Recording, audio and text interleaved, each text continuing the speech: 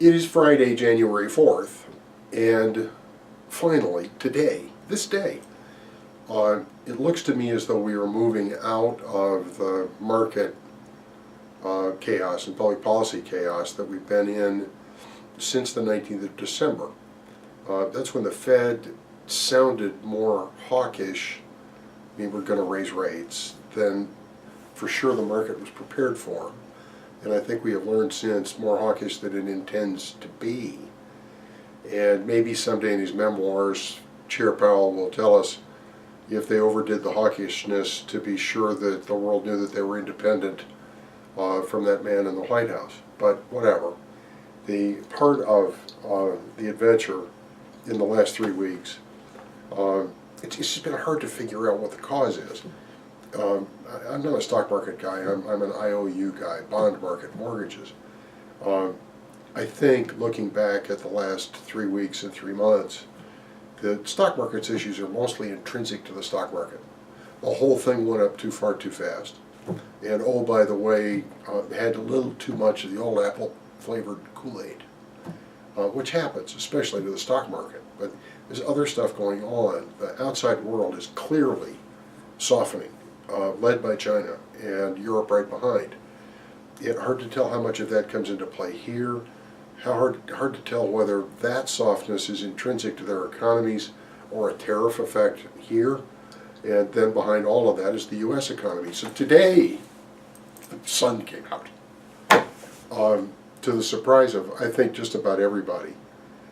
Forecasts had called today for a December job report. We get them the first Friday of every month. A December job report of about 150,000 jobs, and we got 312,000. And we also got an upward revision, little ones, but upward revisions for October and November, which even though the 312,000 may be a little out over the top, it's consistent with the data pattern. The U.S. economy is doing fine. The stock market ups a daisy in December did not do any immediate harm to the economy, to consumption, to much of anything. And in great theater also, first thing this morning, Chair Jay Powell and Janet Yellen and Ben Bernanke, the three of them, met for an hour in a roundtable discussion with a moderator at the American Economics Association. And in the newsletter next to this video is a YouTube link to the discussion. And as a policy matter, Powell came out with the P word, not pause, but patient. That was Janet Yellen's phrase. And patient, and he mentioned in light of non-accelerating inflation, we could be patient. The markets get it. They're still coming. The tilt at the Fed is to continue to hike, but they're not in any hurry, and they're not mechanical about it.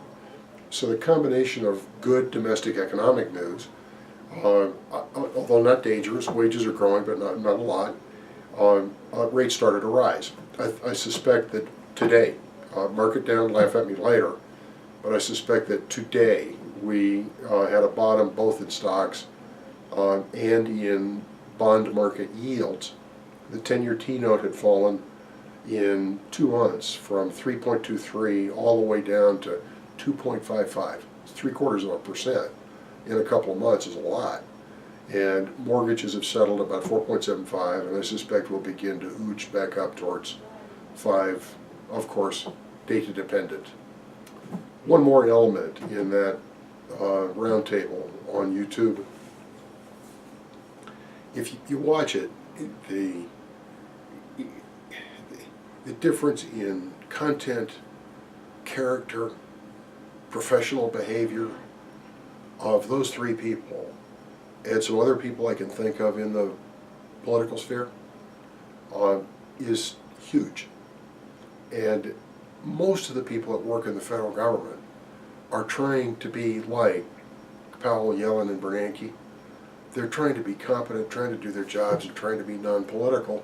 And so I found it deeply reassuring, a reminder that such wonderful people are working in such numbers and for so little money, and at this moment no money. It's reassuring that no matter how crazy we could get at the apex or in parts of Congress, the there's a lot of good stuff that goes on in government all day long, every day. And on that note, a good weekend.